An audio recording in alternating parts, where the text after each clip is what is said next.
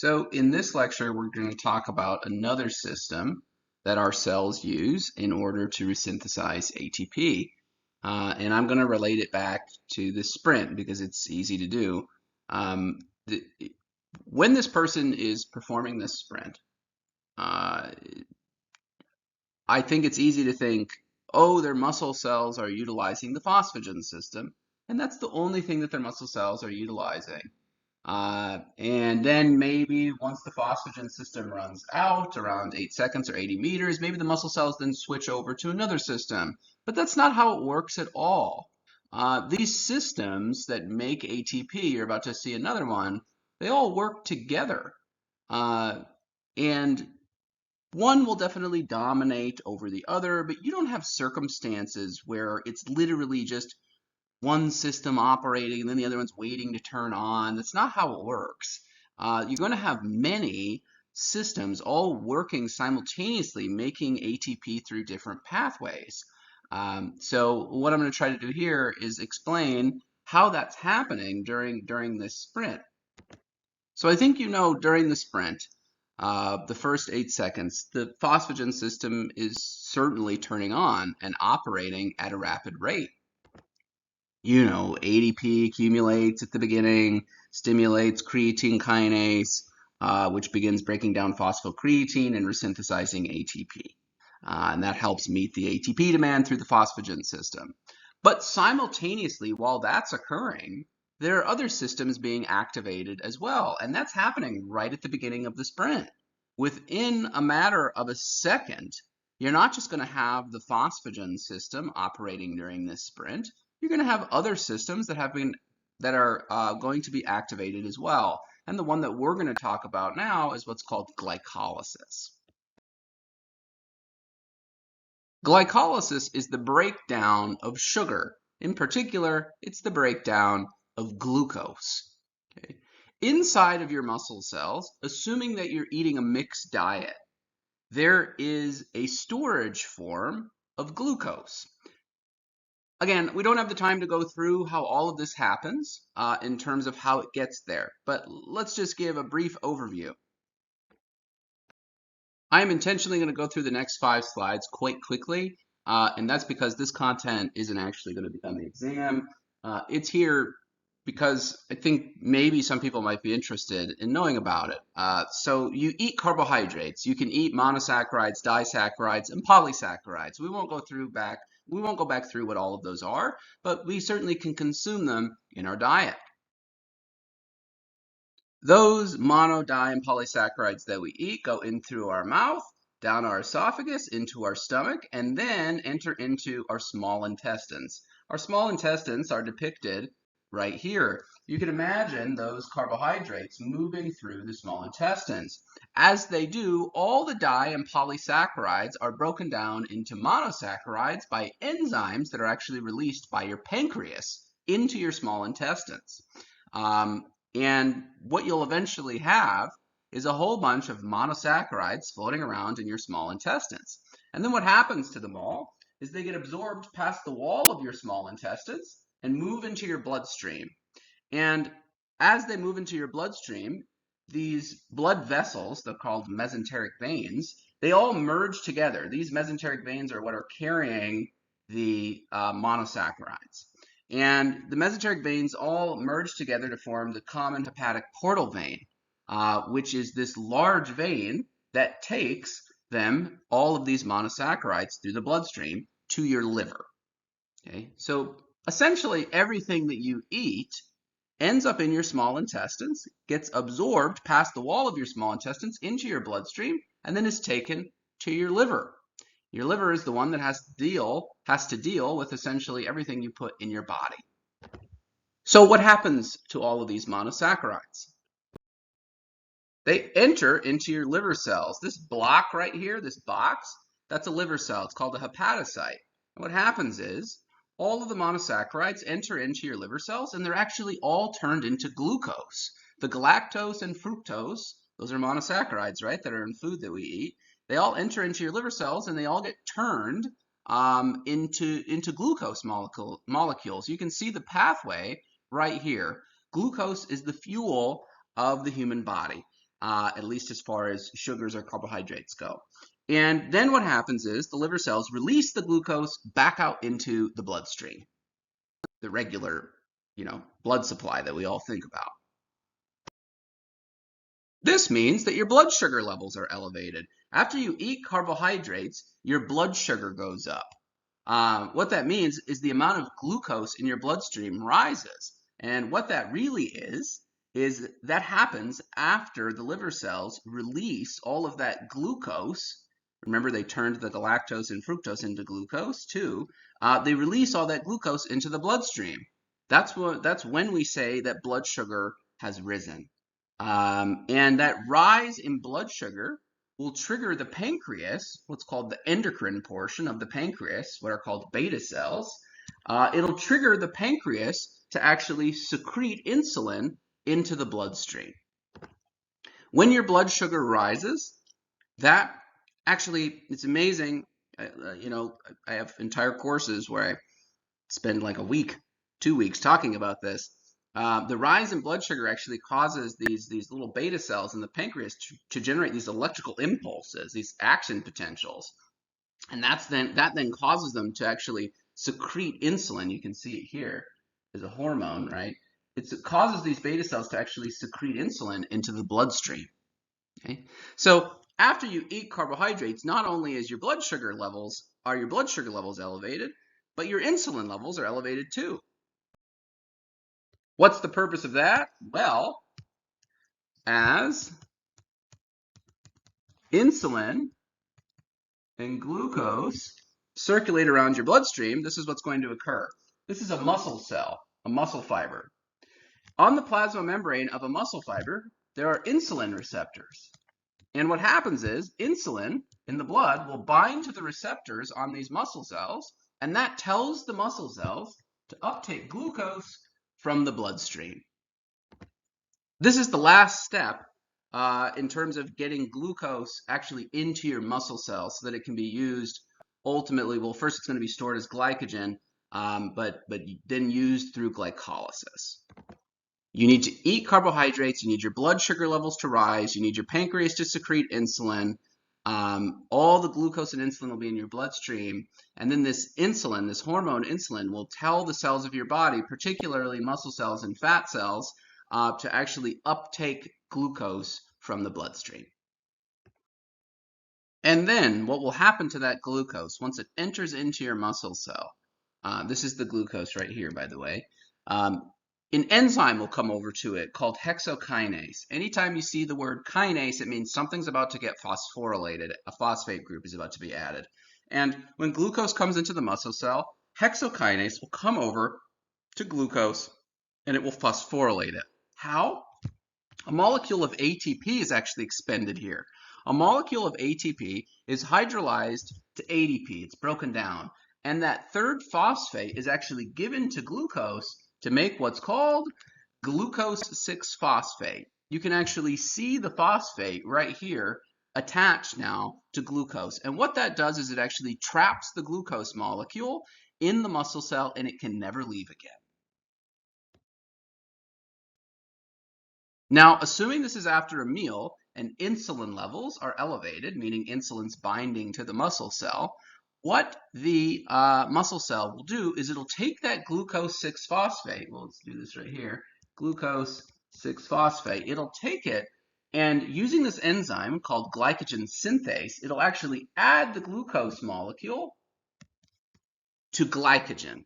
This is glycogen right here. It's a polysaccharide. It's the storage form of glucose in muscle cells. Remember, in plants, we call this starch, right? Starch and glycogen structurally really look exactly the same. They're both polysaccharides. It's a whole bunch of glucose monosaccharides all bound together, and it's the storage form of glucose. In human beings, we find it mostly in muscle cells and in liver cells, and we call it glycogen. It's this polysaccharide, a bunch of glucose monosaccharides all bound together. In plants, it's the same thing. It's the storage form of glucose, a polysaccharide in plants, but it's referred to as starch. And what I'm telling you is after a meal, as you know, as long as there's insulin in the bloodstream and insulin's binding to the muscle cells, again, we can't get into the whole pathway in this course, but as long as insulin is binding to the muscle cells, that will tell the muscle cells to turn that glucose that's coming in, not turn it into, it'll tell the muscle cells to take that glucose that's coming into the muscle cell and store it as glycogen. Add that glucose monosaccharide, that glucose 6-phosphate, to the glycogen chain. And this is where glycogen comes from. If you look at a skeletal muscle cell, or you look at a liver cell, and you magnify it using a powerful microscope, you'll actually see these little granules. They look like little pebbles inside of the muscle cells and inside of the liver cells. What those are, they're what are called glycogen granules. You're just looking at glycogen. They look like little pebbles floating around, actually in the cytosol, the intracellular fluid, and it's just glycogen that you're seeing. And what glycogen is, as I've said countless times, it's the storage form of glucose inside mostly liver cells and muscle cells. And it's there to be utilized for later as a fuel for making ATP. What you can do is you can break glycogen down, and you can take the glucose monosaccharides, the glucose molecules, and make ATP out of them through a process called glycolysis, which is what we're about to look at. So to talk about the breakdown of glycogen, we need to get back into this sprint. So just with the anticipation of performing the sprint, what will happen is your adrenal glands, which sit on top of your kidneys, they will start releasing epinephrine into the bloodstream. Epinephrine is a hormone. You can measure the amount of circulating epinephrine in the bloodstream, and I can tell you before a sprint, it's already elevated. And by the time that the person starts sprinting, 1 second into the sprint, epinephrine levels are really elevated. Additionally, inside of the muscle fiber, when the muscle fiber starts contracting, calcium levels go way up. We'll explain why this is the case later on in the semester when we get to muscle, but I can promise you the more that a muscle fiber contracts, the more calcium there will be inside of the muscle fiber. So within a second less of the sprint, inside of the muscle fibers, there'll be elevated amounts of calcium. In the bloodstream, there'll be elevated levels of epinephrine. And what this does is the epinephrine in the bloodstream, first of all, will bind to the muscle cells. And it activates a pathway that activates this enzyme called glycogen phosphorylase. And when calcium rises inside of a muscle cell, it also activates a pathway that activates glycogen phosphorylase. They both activate this enzyme, but they do it through different pathways. The point is to say epinephrine rising in your bloodstream and calcium rising in your muscle fibers activates this enzyme, glycogen phosphorylase. And what does glycogen phosphorylase do? Glycogen phosphorylase breaks glycogen down into glucose. And ultimately, it's going to turn it back in to glucose 6-phosphate. This is an image of the enzyme glycogen phosphorylase. And here you can see 2 glucose monosaccharides within the glycogen chain. And what this is trying to depict is glycogen phosphorylase coming over and stripping one of those glucose monosaccharides off of the glycogen chain. And it's ultimately going to turn it back into G6P, glucose 6-phosphate. So now what does all of this mean?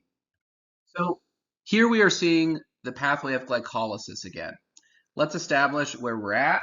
Inside of the muscle cell, there is glycogen. And during this sprint, epinephrine is going way up in the bloodstream. Calcium levels are going way up inside of the muscle fiber.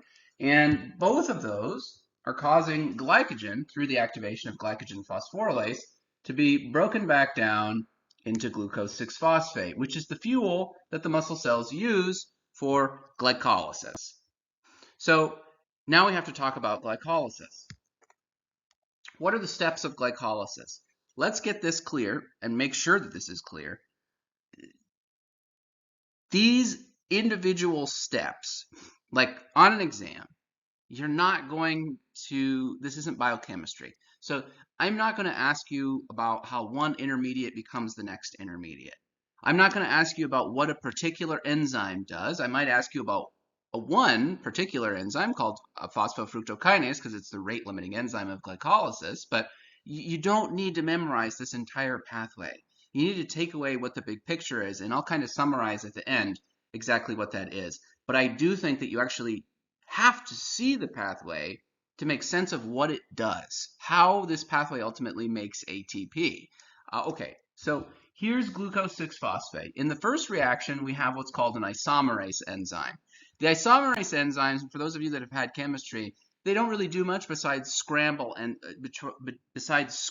molecules. So what the isomerase enzyme does is it takes glucose 6-phosphate and it turns it into fructose 6-phosphate. It just changes the structure a little bit.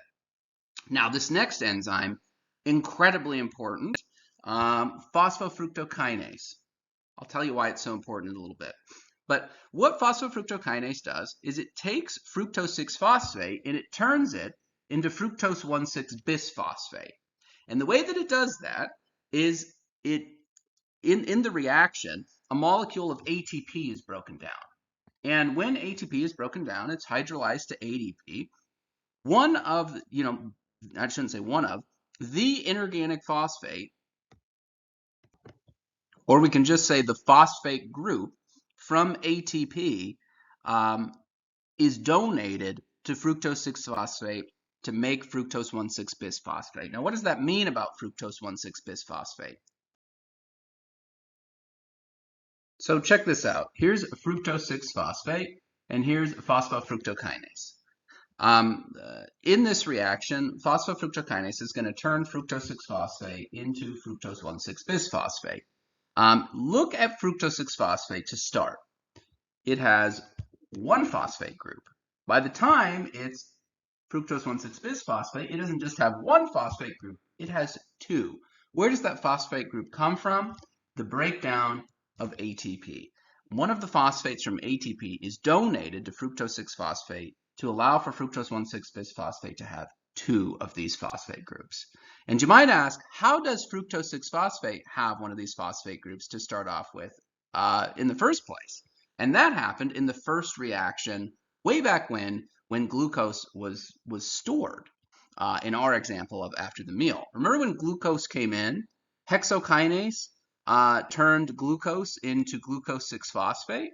Well, in doing so, it added a phosphate group to glucose, right? To turn glucose into glucose 6-phosphate, you have to add, I'll just show you in yellow, you have to add a phosphate group to glucose. And how was that accomplished? Well, through the same pathway. A molecule of ATP was broken down. And that phosphate, that third phosphate from ATP, was given to glucose to make glucose 6-phosphate. So that's where that initial phosphate from fructose 6-phosphate was coming from. And then it had another phosphate added to it in this reaction with phosphofructokinase when it becomes fructose 1,6-bisphosphate. These first couple steps of glycolysis are what are called the priming steps of glycolysis. You're actually putting energy into glucose in these steps. You've actually expended two ATP molecules in these steps of glycolysis, right? So you've actually lost energy here. You've wasted, you haven't actually wasted, but it seems like it. Seems like you've wasted two molecules of ATP. And what you're really doing is you're adding what are oftentimes called these high energy phosphates into the glucose molecule. So now let's continue on with the rest of glycolysis. This next step is quite important, although it's a little bit complicated, so I'm going to simplify it slightly.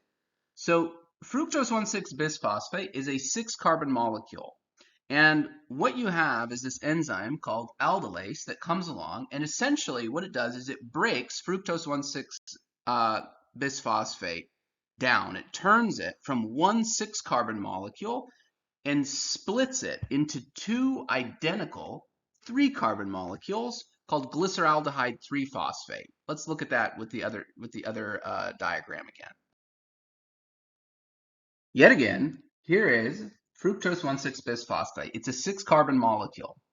And aldolase, this enzyme, what it does is it splits fructose 1,6-bisphosphate, which is a 6-carbon molecule, and it splits it into 2 identical 3-carbon molecules, each called glyceraldehyde 3-phosphate. So what does that mean exactly? It means that you now have 2 molecules that are going to continue on through glycolysis.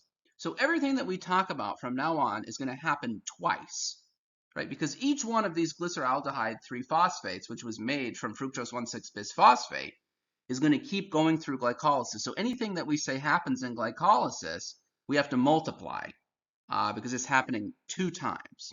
Now, the other thing that I want to mention here is each glyceraldehyde 3-phosphate is holding on to one of those high-energy phosphates. When fructose 1,6-bisphosphate, which had 2 of those high-energy phosphates attached to it, was split in half by aldolase, each one of those 3-carbon molecules that was created, each one of those glyceraldehyde 3-phosphates held on to one of those high-energy phosphates. You can see it in the name, right? Glyceraldehyde 3-phosphate. Right? Each one of them has one of those high-energy phosphates attached to it.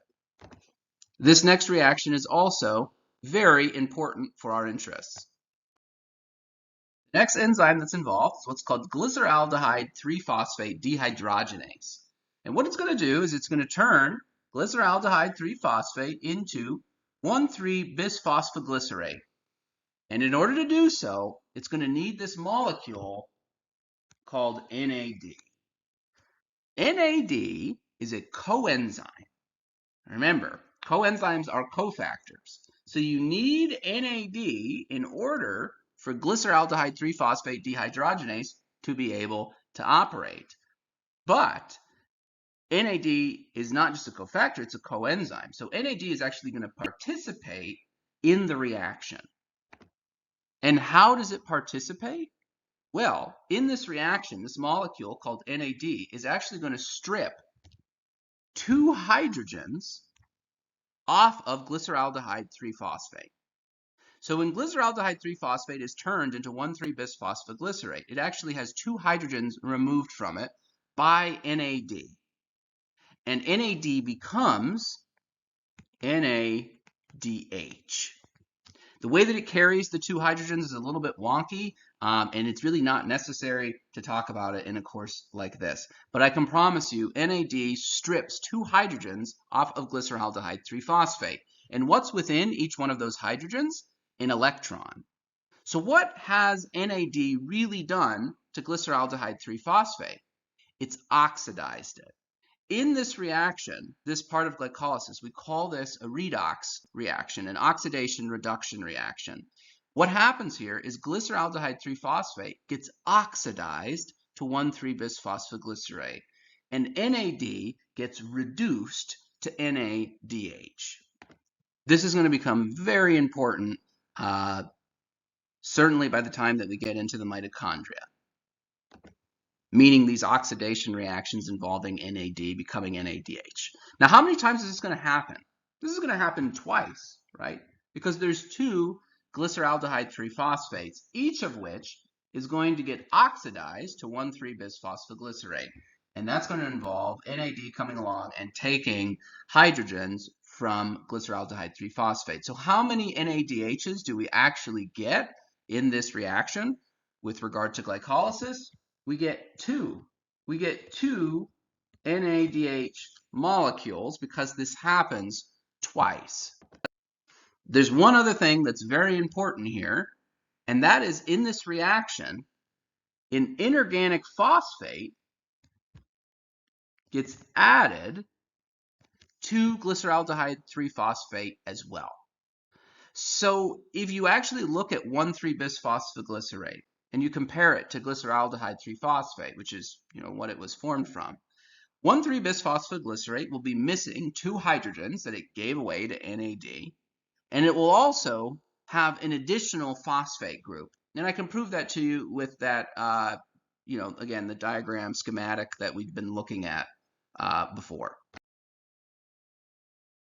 Check it out. Here is glyceraldehyde 3-phosphate being turned into 1,3-bisphosphoglycerate. Okay? So first of all, NAD comes along, takes 2 hydrogens away from it, becomes NADH. That happens twice because there's 2 glyceraldehyde 3-phosphates. But additionally, look at glyceraldehyde 3-phosphate. To start off with, it has 1 phosphate group. And once it's turned into 1,3-bisphosphoglycerate, it doesn't just have 1 phosphate group, it has another phosphate group added to it. Right? So another thing that happens here that unfortunately isn't depicted very well is an inorganic phosphate actually gets added into the molecule in this reaction. So if we look at each one, I'll do it in red, each one of these 1,3-bisphosphoglycerates, each one of them has 2 of these phosphate groups, these high energy phosphate groups. And what these high energy phosphates are going to allow for is much like what phosphocreatine allows for. These phosphate groups can be stripped off and donated to ADP to resynthesize ATP through a process that we call substrate level phosphorylation. It's what you're about to see here. We've already talked about substrate level phosphorylation. I just didn't explicitly say it.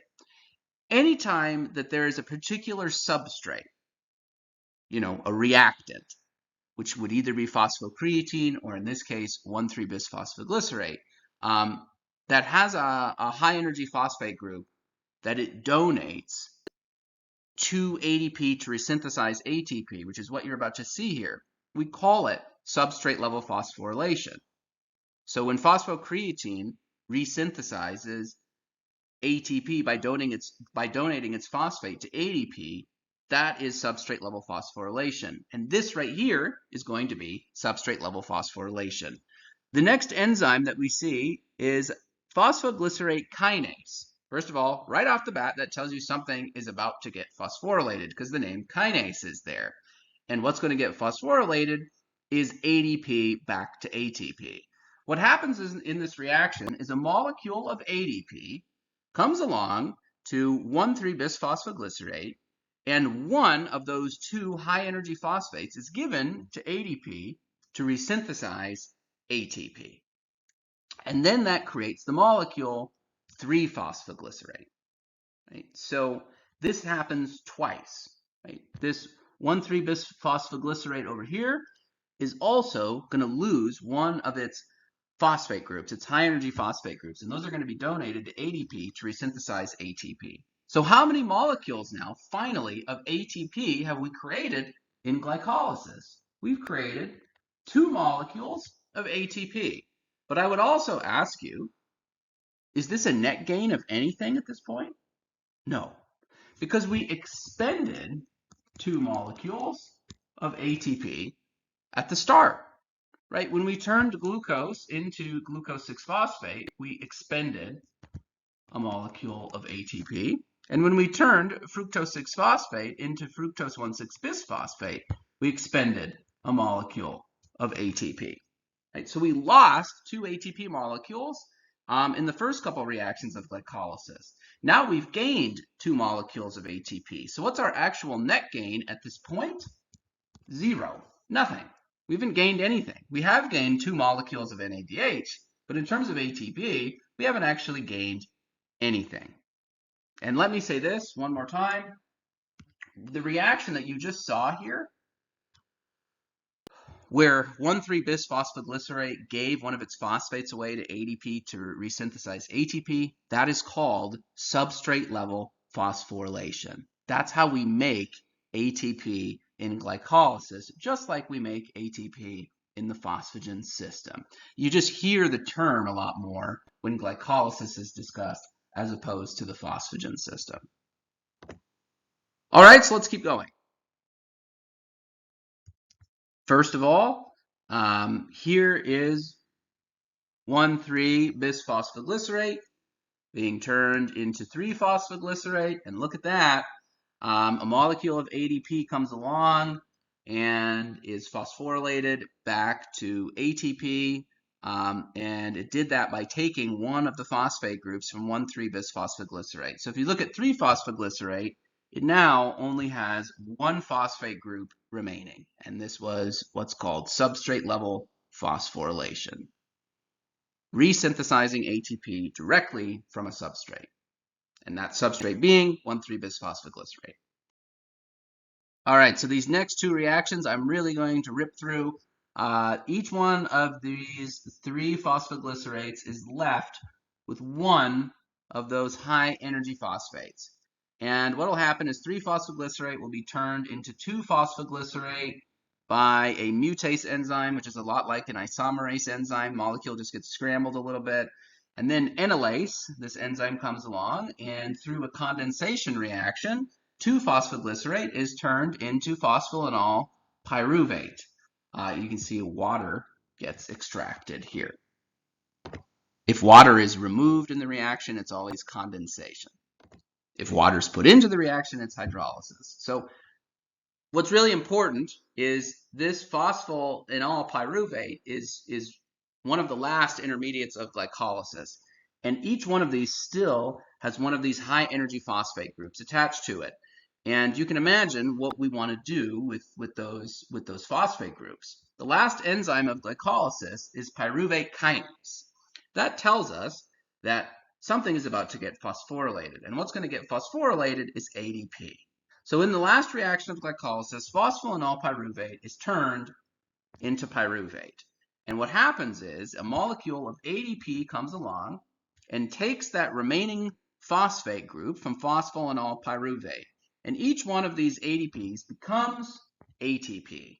This is substrate level phosphorylation again. We just created 2 more molecules of ATP.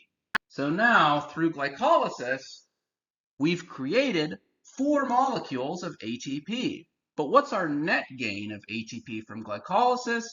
2. We have a net gain of ATP from glycolysis that equates to 2. We gain 2 molecules of ATP. It makes 4 total, but we expend 2 ATP at the beginning.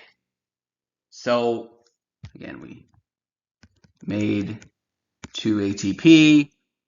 Additionally, in the reaction, we'll return 1,3-bisphosphoglycerate into 3-phosphoglycerate. So between these 2 reactions, we get a total of 4 ATP, but we expend 2, so our net gain of ATP throughout glycolysis is in fact 2. So now let's talk about everything that we've gained from glycolysis. This is just defining substrate level phosphorylation. So this is a very simplified glycolysis summary from your textbook. What do we get from glycolysis?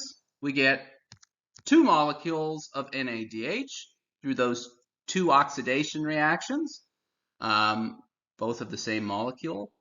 We get a net gain of 2 ATP, and additionally, we can't leave this out, the end products of glycolysis, pyruvate. We also get 2 of those. When people summarize glycolysis, they'll tell you you get 2 NADH, 2 ATP in net gain, and 2 pyruvates. That is what you get from glycolysis. Now, what we want to relate this to is the sprint. You know where those 2 ATP are going. They're going to be consumed by the muscle cell to allow obviously the muscle cell to contract. There are other cellular processes going on that consume ATP in the muscle as well that are very important, but those would be conversations for another day.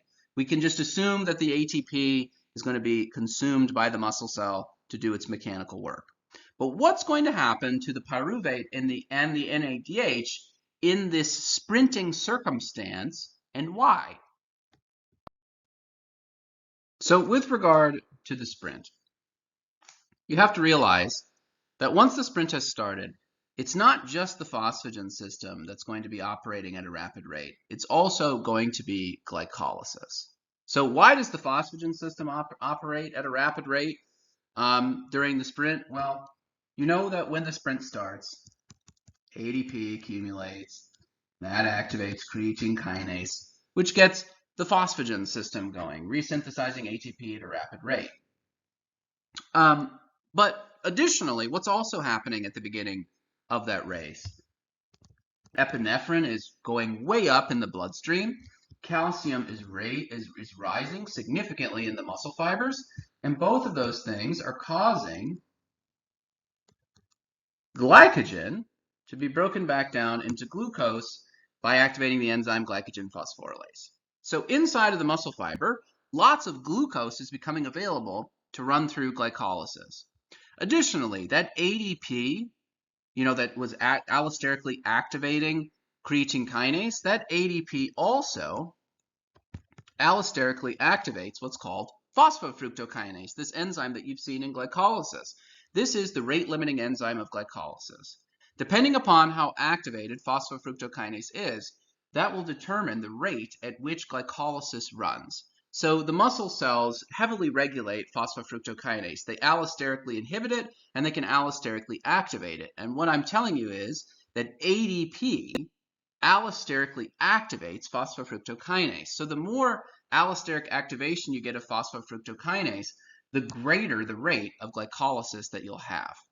So the point here is that by the time that you're a second into this sprint, glycolysis is operating at a really rapid pace, right?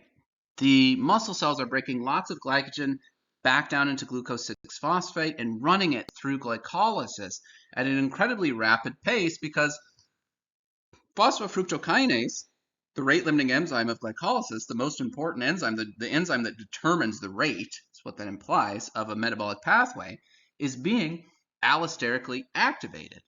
So glycolysis is running really rapidly during the first second of the sprint, just like the phosphagen system is. And the question is, if glycolysis is running at a really rapid pace, we know what we're creating lots of. We're creating lots of pyruvate.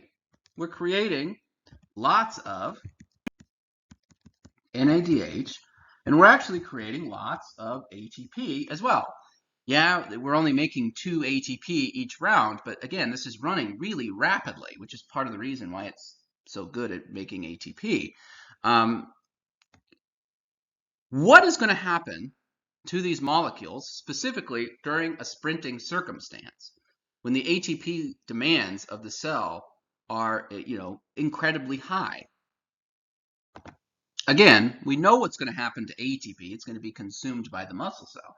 But what's going to happen to all this pyruvate and NADH that's being made?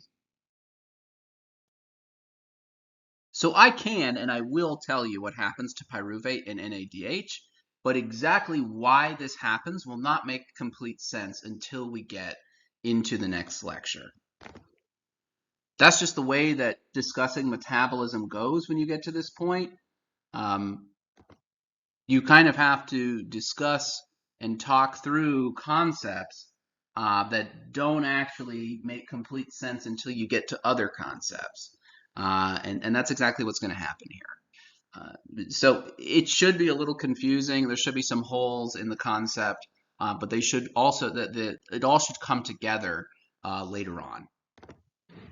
So when ATP demand inside of the muscle fiber is incredibly high, okay, first of all, that should make sense why that's happening, right? This is a sprint. The ATP demand within the muscle fiber is enormously high. Coupled with, and these two things in theory always go together, insufficient oxygen. Okay. So inside of the muscle fiber, there's an enormously high ATP demand, and inside of that muscle fiber, there's also an insufficient quantity of oxygen. What's going to happen is pyruvate, most of the pyruvate that's being created, not all of it, but most of the pyruvate that's being created will get reduced into this molecule that we call lactate. Okay, if it gets reduced, that must mean that it gains electrons. Well, that means something else must be getting oxidized. Something else must be losing electrons. And what that is NADH. What actually happens in this reaction, in order to turn pyruvate into lactate, NADH comes along and it gives its 2 hydrogens to pyruvate. And when pyruvate gains those 2 hydrogens, it becomes lactate. And when NADH gives those 2 hydrogens away, it goes back to being NAD. So what's really happened here is NADH gets oxidized back to NAD. How? Because it gives away, it loses its 2 hydrogens. And what's within each one of those hydrogens? An electron. So if NADH loses its 2 hydrogens and goes back to being NAD, it's also lost its 2 electrons. And if pyruvate gains 2 hydrogens from NADH in order to become lactate, right? It hasn't just gained 2 hydrogens, it's gained 2 electrons. So what's happened to pyruvate is it's actually been reduced to lactate. This is another redox reaction, right? NADH oxidized to NAD, loses 2 hydrogens and thus 2 electrons, and pyruvate reduced to lactate. Pyruvate gains 2 hydrogens and thus gains 2 electrons to become lactate. Now, of course, the question is, why is this necessary? And as I've already said, it's impossible for me to explain this in its entirety until we get to really the next lectures. But I'll try to give you enough so that it makes some degree of sense, hopefully. So in this circumstance where ATP demand is enormously high and there's insufficient oxygen, what do we know? Pyruvate gets reduced to lactate. What does that mean? It gains 2 hydrogens and thus 2 electrons, which means that pyruvate gets reduced to lactate. What happens to NADH? NADH gets oxidized back to NAD. How is it getting oxidized? Well, it's losing 2 hydrogens and thus 2 electrons that it's giving to pyruvate. So NADH if it's losing 2 hydrogens and thus 2 electrons, then it's getting oxidized back to NAD. And what's the purpose of doing this? Well, you need to do this in order to feed NAD back into glycolysis. NAD is, it's a coenzyme. You need NAD in order for glycolysis to actually operate. You can't turn glyceraldehyde 3-phosphate into 1,3-bisphosphoglycerate without NAD. It'd be impossible in order to do so. So without NAD, this whole process of glycolysis would fall apart. And yet again, this is where we get to the point of saying, I can't explain this in its entirety until we get really to the next lecture. All I can say is that when ATP demand is enormously high inside of the muscle fiber and there's insufficient oxygen, what would happen if this process didn't occur where you oxidize NADH back to NAD? You would get an enormous accumulation of NADH inside of the muscle fiber.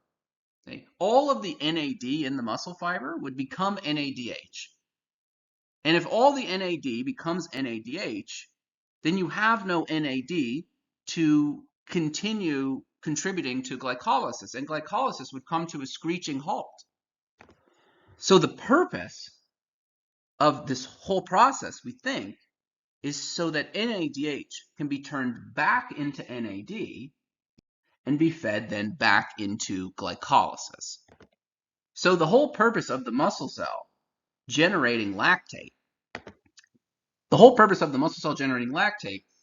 is actually so that NAD can be recreated, right? Because by turning pyruvate into lactate, that's what allows NADH to give those 2 hydrogens away and go back to being NAD so that it can go back into glycolysis and actually keep glycolysis running. The point is, if you were not able to, in this circumstance, high ATP, very, very high ATP demand, insufficient oxygen, if you weren't able to oxidize NADH back to NAD, then all you'd have inside of the muscle cell is a whole bunch of NADH, no NAD, and glycolysis would completely stop. So this is why we think we turn pyruvate into lactate, to allow for the regeneration of NAD.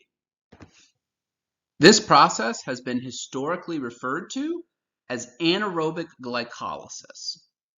For people that really study metabolism, scientists, the term is becoming less and less popular for all sorts of theoretical reasons, and it's more commonly now being called fast glycolysis, but the reason that it's been historically referred to as anaerobic glycolysis is because, do you see oxygen utilized anywhere in this pathway? The answer is no. This pathway can generate ATP completely independent of any oxygen, right? It's anaerobic. There's no oxygen requirement. That's what anaerobic implies. Anaerobic glycolysis. You don't need any oxygen in this pathway to actually generate ATP. You can continuously generate ATP through this pathway without any oxygen. And yet again, the historical perspective on this has been glycolysis as a whole is somewhere between 9 and 10 steps. And in somewhere, in between 9 and 10 steps, you can generate 2 molecules of ATP. That's actually pretty good. To only have to go through 9 or 10 chemical reactions to generate 2 molecules of ATP is quite good. And secondly, this process, if you do it anaerobically, independent of oxygen, as it said, that also, in theory, should mean that this pathway can generate enormous amounts of ATP in short periods of time, which is exactly what we need during the sprint, right? During the sprint, the muscle fiber has an enormously high ATP demand. So what do you need to do?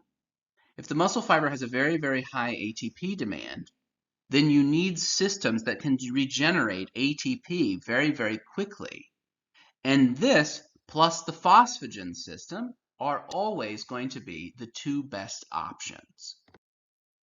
The phosphagen system, it's by far the fastest, right, process for regenerating ATP, resynthesizing ATP. In 1 step, the phosphagen system can resynthesize ATP. So there's no beating the phosphagen system.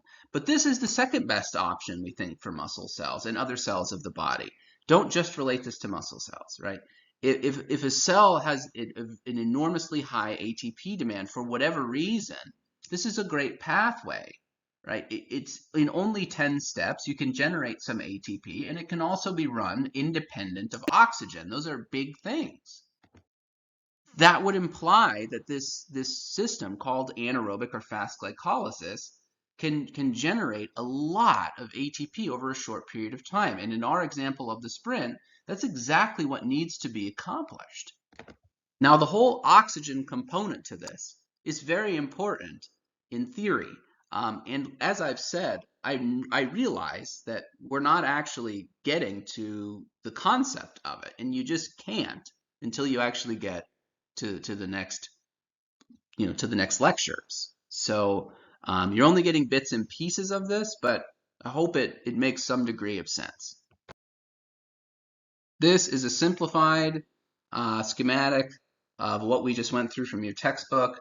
And by the way, the enzyme that's involved with turning pyruvate or reducing pyruvate into lactate is what's called lactate dehydrogenase. But everything else in this image shows you exactly what we just went through here, right? It's showing you NADH getting oxidized back to NAD so that it can be fed back into glycolysis to keep it operating at a rapid rate independent of oxygen to make lots of ATP over a short period of time.